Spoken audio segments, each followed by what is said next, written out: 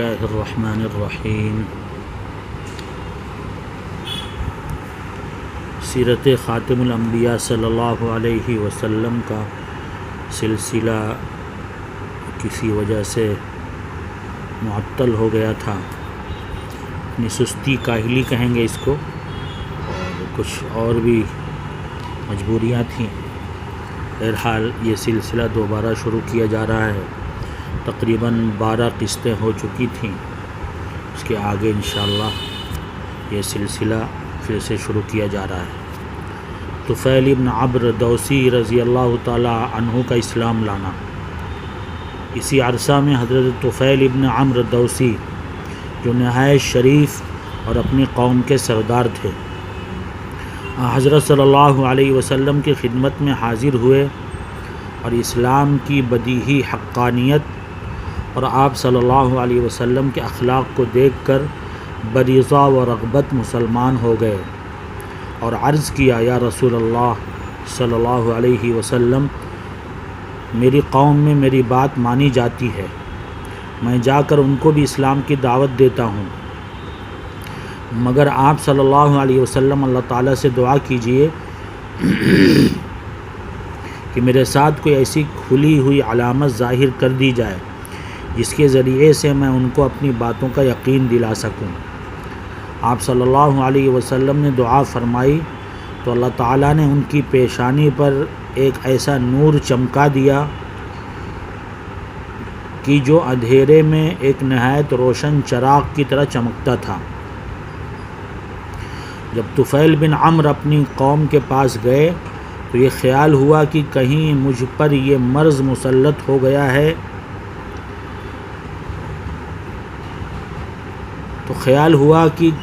کہیں سے مجھ پر یہ مرض مسلط ہو گیا ہے، اس لیے دعا کی کہ یہ نور آپ کے تازیانہ یعنی چابک میں، آپ کے کوڑے میں آ جائے، آپ کے تازیانہ میں آ جائے۔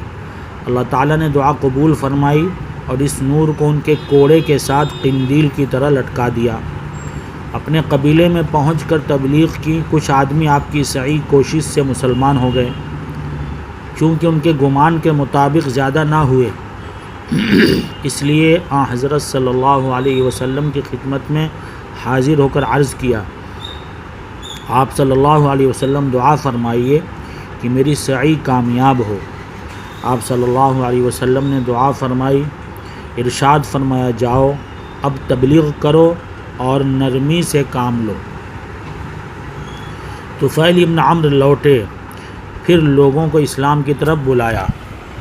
اللہ تعالیٰ کے فضل سے ایسے کامیاب ہوئے کہ غزوہ خندق کے بعد 70-80 گھرانے مسلمان کر کے غزوہ خیبر میں اپنے ساتھ لائے اور سب شریک جہاد ہوئے۔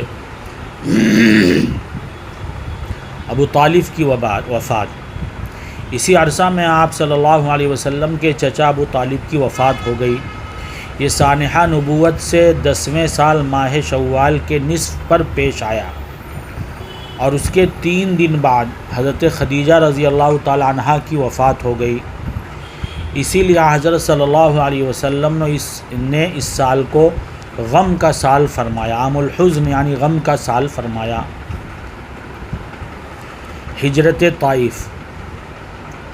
ابو طالب کی وفات کے بعد قریش کو موقع مل گیا کہ آپ صلی اللہ علیہ وسلم کی ایذا رسانی میں کوئی دقیقہ نہیں چھوڑا۔ جب آپ صلی اللہ علیہ وسلم کو اہل مکہ کے قبول اسلام سے مایوسی کی صورت پیدا ہونے لگی تو اسی سال یعنی سن 10 نبوی میں آخر ماہ شوال میں زید بن حارثہ کو ساتھ لے کر طائف تشریف لے گئے اور اہل طائف کو کلمہ حق کی دعوت دی اور 1 مہینہ تک متواتر ان کی تبلیغ و ہدایت میں مصروف رہے، مگر ایک کو بھی قبول حق کی توفیق نہیں ہوئی، بلکہ ظالموں نے اپنے شہر کے چند اوباش لوگوں کو سکھا دیا کہ آپ صلی اللہ علیہ وسلم کو تکلیف پہنچائیں۔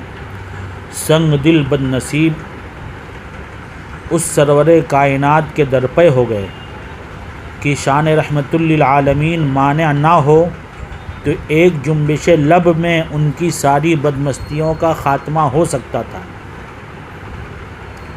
طائف اور طائف کے بسنے والوں کا نام و نشان صفحہ ہستی سے مٹایا جا سکتا تھا۔ ان بدبخت لوگوں نے آپ صلی اللہ علیہ وسلم پر پتھر برسانے شروع کیے جن سے سرور عالم صلی اللہ علیہ وسلم کے قدم شریف زخمی ہو جاتے تھے۔